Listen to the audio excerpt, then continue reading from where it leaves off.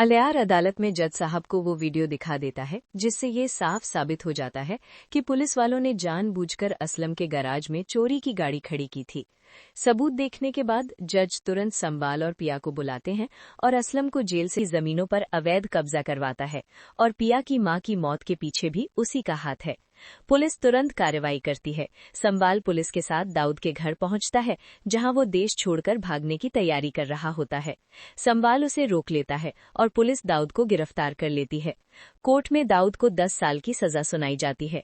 इसके बाद अलियार अपनी मां से कहता है कि वो पिया का रिश्ता मांगने उसके घर चले।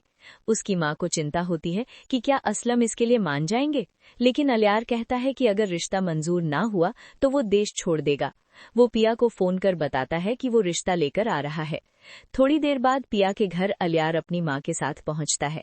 जकिया उनका स्वागत करती हैं। चाय के बाद अलियार की मां पिया का हाथ अपने बेटे के लिए मांगती हैं। जकिया असलम को बुलाती हैं। असलम घर आते हैं और अलियार अपने पिता की गलतियों के लिए माफी मांगता है।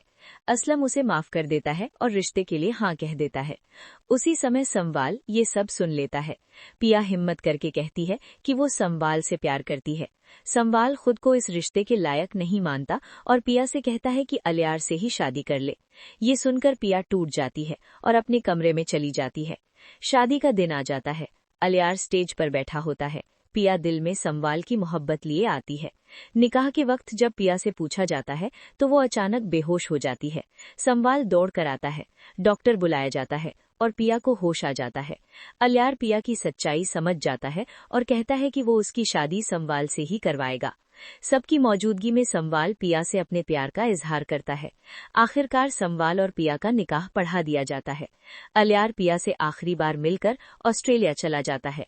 असलम पिया की रुखसती करता है और संवाल उसे अपने घर ले जाता है। कहानी यहीं खत्म होती है।